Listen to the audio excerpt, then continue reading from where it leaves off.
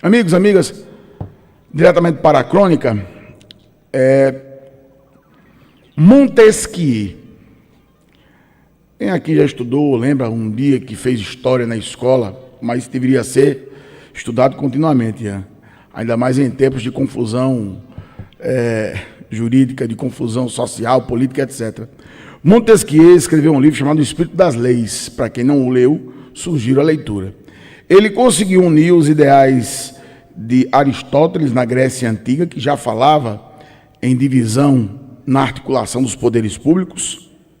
Ele citava a função deliberativa, executiva e judiciária, passando por John Locke, que também já divide o legislativo, o executivo e o federativo. E Montesquieu, ele consegue definir muito bem o papel de cada um desses poderes. É impressionante como o Brasil virou um país de narrativas. E é tanta gente que se diz informada e estudada que não é informada e nem é estudada.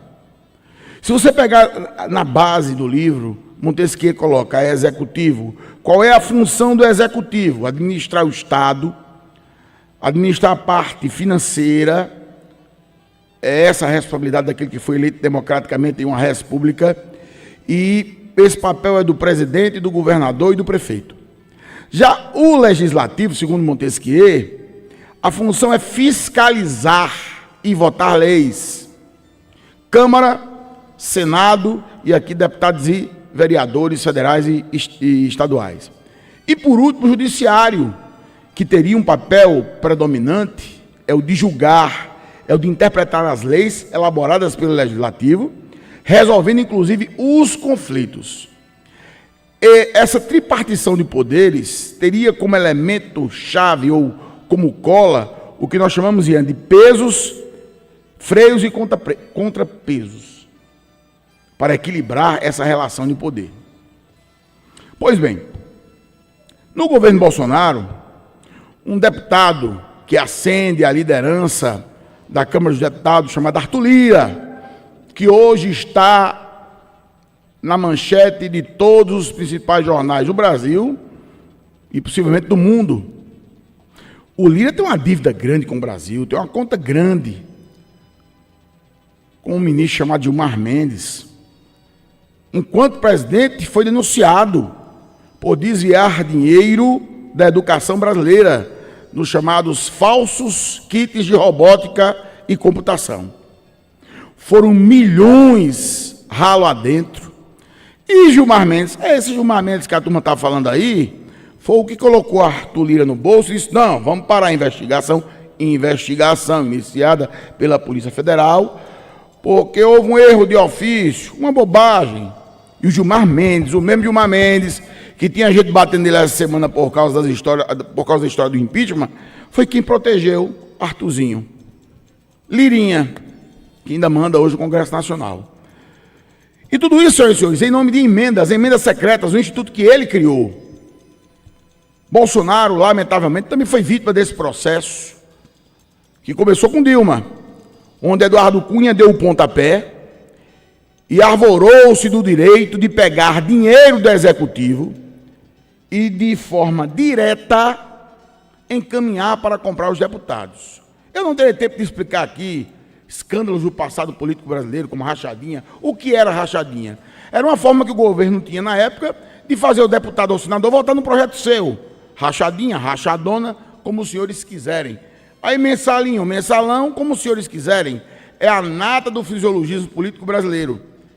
E se você pensa que acabou, não acabou. O que aconteceu foi mudar o nome. É como se nós brasileiros fôssemos bobos, tolos, os idiotas da vez. Ad eterno. Agora, minha gente, é através de emenda. Flávio Dino, inclusive, tem áudio hoje, tem vídeo para vocês, ele explica dizendo que ele não é contra as emendas, contanto que haja transparência. Para que não aconteça o que está acontecendo nesse momento com Maria Ângela, o nome dela é Maria Ângela?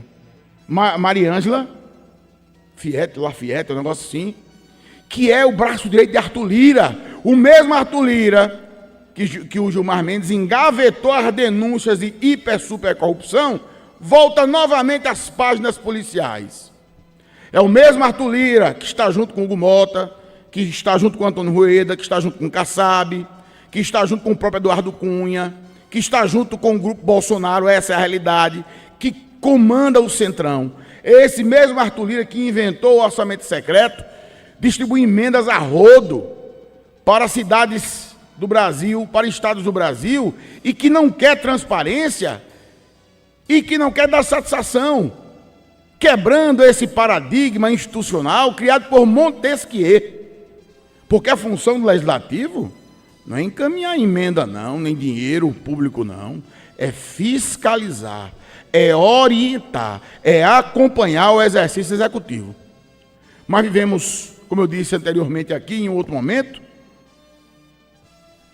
um delírio, o Brasil vive um momento de delírio lisérgico, porque ou você não quer ver, ou você não estudou, ou você não entende, ou você quer se agarrar a alguma narrativa, mas não tira um minuto para pesquisar sobre o que é o que.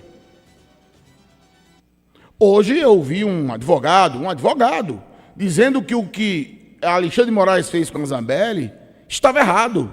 Ora, é só abrir, pegue em casa, faça esse exercício. Constituição, no seu artigo 15, inciso 3º. Meu amigo, depois que foi julgado, transitado e definido, ninguém muda, nem o Congresso pode mudar. Isso chama-se princípio da anterioridade. Quer dizer que eu vou voltar no tempo para uma coisa que já foi definida, julgada, tramitada, mas eu não sei em que universidade essa gente estudou. E eu falo aqui humildemente do alto, ou do posto mais humilde de eu ser um professor, e tenho a consciência de que para você entender a Constituição, é só ler. Artigo 15, inciso 3º. Oh, ele é um ditador. De quê? Das normas constitucionais? Se nada disso tivesse acontecido, talvez o Congresso pudesse impedir. Mas eu vou além. Se o indivíduo cometeu crime, seja ele deputado, seja ele senador que for, Raimundinho, tem que ser julgado e punido. Seja ele deputado, senador, presidente, o que for, vereador. Não existe lei diferente, não deveria existir lei diferente no Brasil. Porque a lei tem que valer para todos eles e para Arthur Lira, que pela segunda vez, com as emendas, as tais emendas do orçamento secreto, os esquemas e mais esquemas, deturpam a filosofia do direito, deturpam a legislação brasileira, metem a mão no dinheiro do povo e eles querem que fique por isso mesmo. E eu dou nome.